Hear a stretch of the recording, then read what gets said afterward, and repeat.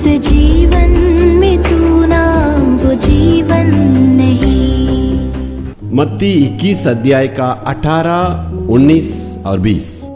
भोर को जब वह नगर का लौट रहा था तो उसे भूख लगी और अंजीर का एक पेड़ सड़क के किनारे देखकर वह उसके पास गया और पत्तों को छोड़ उसमें और कुछ न पाकर उससे कहा, अब से तुझ में फिर कभी फल न लगे। और अंजीर का पेड़ तुरंत सूख गया।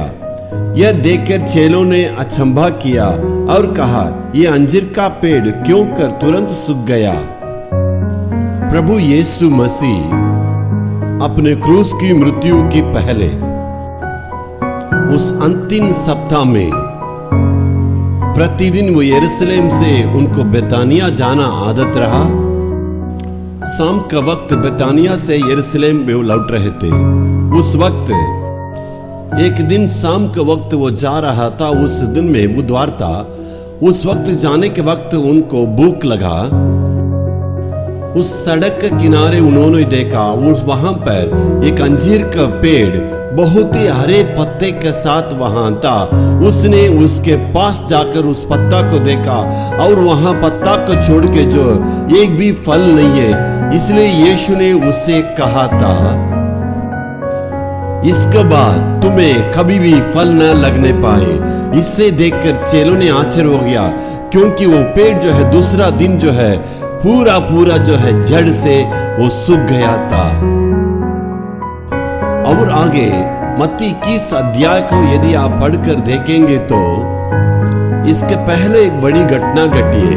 उस घटना के बारे में सोचेंगे तो परमेश्वर का जो मंदिर है, यीशु ने उसको जब शुद्धिकरण किया था, जो परमेश्वर का मंदिर बाहर से बहुत ही सुंदर रूप से दिखाई पड़ा था, लेकिन उसका अंदर दृश्य कैसे था, वो डाकुओं का स्थान और व्यापार करने का बाजार जैसे यहूदियों ने उसका बदल के बना दिया।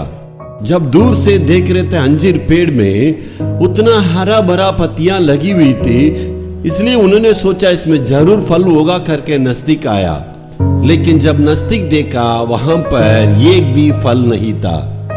इसलिए इस्राएली लोगों का जो जीवन की शैली में देखिए, वे धर्म मनाते थे और जो है पूरा पर्व को भी वे लोग मनाते थे, सारे रीतियों वो लोग मनाते थे, सारे पर्वों को मनाते थे, लेकिन परमेश्वर का मन का लायक जो जीवन किसी के पास नहीं था। वे मनमानी जीवन बिताए, उनका जीवन में कोई भी जो है फल नहीं था। इसलिए इस्राएली लोगों की आत्मिकता को बताने के लिए परमेश्वर दृष्टांत को बताए। इसलिए मेरे प्रियो, आपके पास बहुत धन दौलत हो सकता है, आप पढ़े लिखे हो सकते हैं, जीवन में बहुत ही तरक्की किए होंगे, लेकिन यदि हमारे जीवन में फल नहीं है तो परमेश्वर जो है अंतिम दिन में हमें जो है न्याय करेगा। ये हमारे लिए चेतावनी का रूप में कहता है। इसलिए अपने आप को निरुत्तर करके परमेश्वर का मन का लायक यानी फल देने का लायक जीवन बिताने के लिए कोशिश करना है। Hallelujah, hallelujah.